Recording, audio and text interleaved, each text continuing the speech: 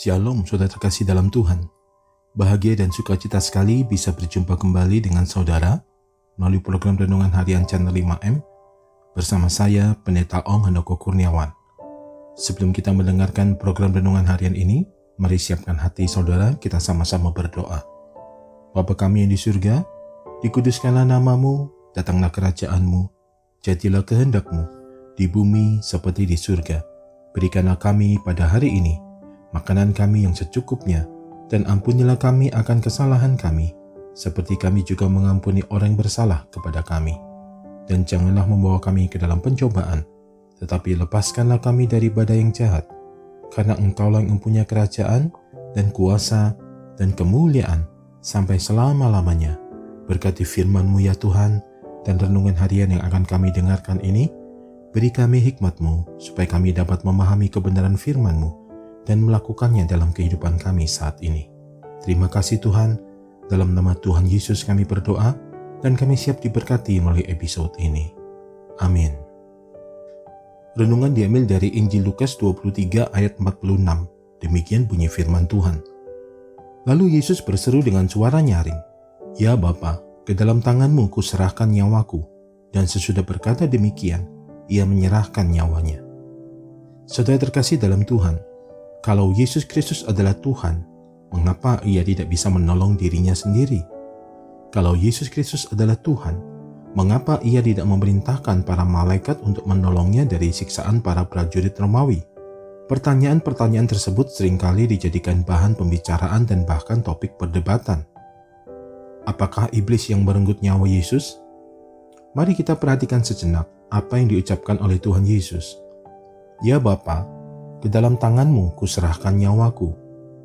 Dari perkataan Yesus tersebut, kita sampai pada sebuah kesimpulan iman bahwa nyawa Yesus tidak direnggut dengan paksa. Iblis tidak berkuasa mengambil nyawa Yesus, akan tetapi Yesus sendiri yang dengan sukarela menyerahkan dirinya sendiri. Yesus menyerahkan nyawanya kepada Bapa. Kematiannya adalah suatu penyerahan kepada kehendak Bapa yang dilakukan secara sadar dan sukarela di dalam ketaatannya.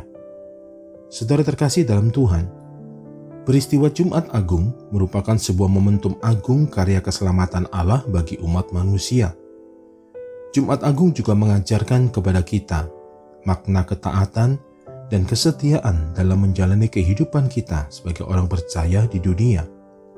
Tuhan Yesus telah memberikan teladannya.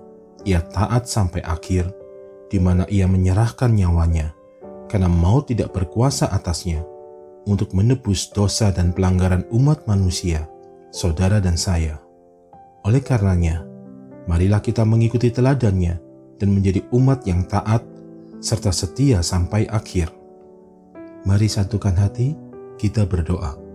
Bapa di surga, kami bersyukur kepadamu buat karya penebusan Yesus Kristus, Tuhan dan Juru Selamat kami, yang telah mengampuni dan bahkan menebus dosa, kesalahan, dan pelanggaran kami. Di hari peringatan Jumat Agung ini, kami diingatkan bahwa kematian Yesus Kristus merupakan titik sentral rencana keselamatan Allah. Dan kami diajar serta diteguhkan bahwa Yesus Kristus tidak dibunuh, melainkan menyerahkan nyawanya di dalam ketaatannya kepada kehendak Bapa.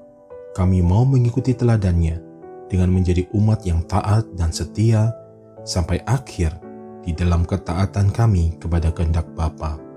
Terima kasih Tuhan, dalam nama Yesus Kristus Tuhan dan Juru Selamat kami telah berdoa, kami percaya, dan kami mengucap syukur atas segala hal yang telah Tuhan perbuat dan nyatakan dalam hidup kami. Amin.